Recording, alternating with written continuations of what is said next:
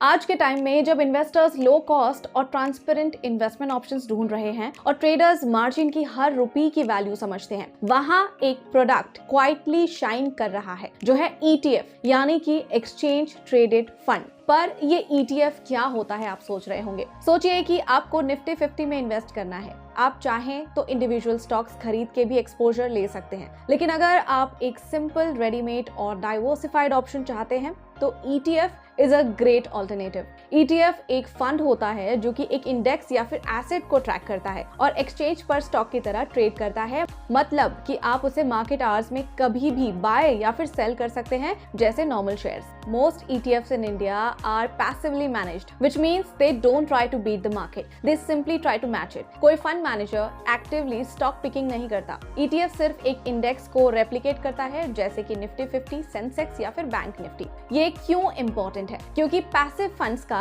Expense ratio बहुत लो होता है, जनरली 0.05% से 0.2% के बीच। और क्योंकि स्टॉक सिलेक्शन नहीं होती, आपके रिटर्न्स मार्केट बेंचमार्क से अलाइंड होते हैं, न ज्यादा न कम। सो अगर आप मार्केट के ग्रोथ के साथ साथ ग्रो करना चाहते हो बिना एक्टिव मैनेजमेंट के, तो ETF एक स्मार्ट और कॉस्ट इफेक्टिव चॉइस है। तो चलिए देखते हैं कि लॉन्ग टर्म इन्वेस्टर्स के लिए क्या बेनिफिट्स हैं इसमें। For long term investors ETFs काफी कुछ सिंप्लीफाई कर देते हैं। डाइवर्सिफिकेशन मिलता है एक ही यूनिट में, आप SIP भी कर सकते हो और रियल टाइम में बाय या फिर सेल करने की फ्लेक्सिबिलिटी भी मिलती है। आज इंडिया में कई पॉपुलर ETFs हैं, जैसे कि Nippon India Nifty 50 ETF, ICICI prudential Sensex ETF, Motilal Oswal NASDAQ 100 ETF अगर आपको ग्लोबल एक्सपोजर चाहिए। और हाँ, 5 पैसा के प्लेटफॉर्म पर भी आप ETFs में SIP सेट कर सकते हैं, जस्ट लाइक म्यूचुअल फंड्स। अब आते हैं FNO ट्रेडर्स पे। यहाँ ETF और भी पावरफुल टूल बन जाता है। एज एन FNO ट्रेडर आपको मार्जिन मेंटेन करना पड़ता है। इसके लिए कई ऑप्शंस अवेलेबल होते हैं, जैसे कि cash,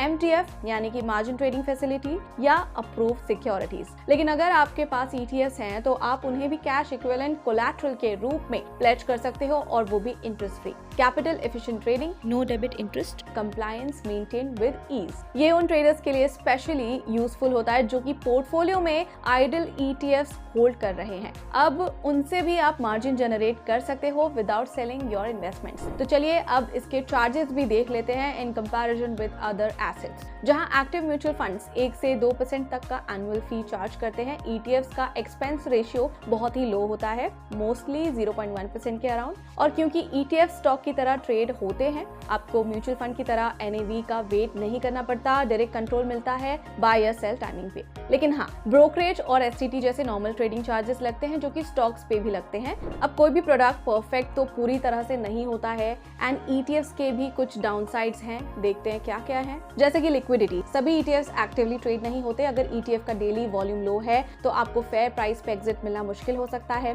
tracking error, ETF index को फॉलो करता है लेकिन कभी कभी माइनर लैग होता है, स्पेशली जब मार्केट वॉलेटाइल हो। No alpha, since it's passive तो आप इंडेक्स को बीट नहीं कर पाओगे, आप सिर्फ उसको मिरर कर पाओगे। इसीलिए सजेशन ये है कि हाई वॉल्यूम ETFs यूज करो, जैसे कि निफ्टी 20, बैंक 20, ट्रस्टेड AMCs के फंड्स चूज करो जिनकी ट्रैकिंग और लिक्विडिटी रिलायबल हो। नाउ कंक्लूजन, ETF इन्वेस्टर्स और ट्रेडर्स दोनों के लिए है। इन्वेस्टर हो तो मार्केट के साथ growth, low cost, easy diversification. Trader हो तो capital efficient trading, interest free margin, support. So इसी के साथ अगर आपको ये वीडियो पसंद आया है तो लाइक और शेयर जरूर करें। साथ ही हमारे चैनल को सब्सक्राइब करना बिल्कुल ना भूलें, आपने अगर अभी तक नहीं किया है तो। और आज ही 5 पैसा के ETF सेक्शन को भी एक्सप्लोर करना बिल्कुल ना भूलें। अगर आपके कोई फीडबैक है तो कमेंट सेक्शन में जरूर बताएं। अब अगले वीडियो में मिलेंगे एक नए इंपॉर्टेंट टॉपिक के साथ। तब तक के लिए happy investing, happy trading and thank you for watching.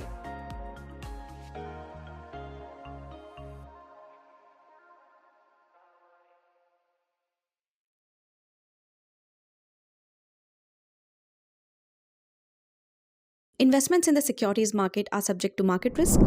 Read all related documents carefully before investing.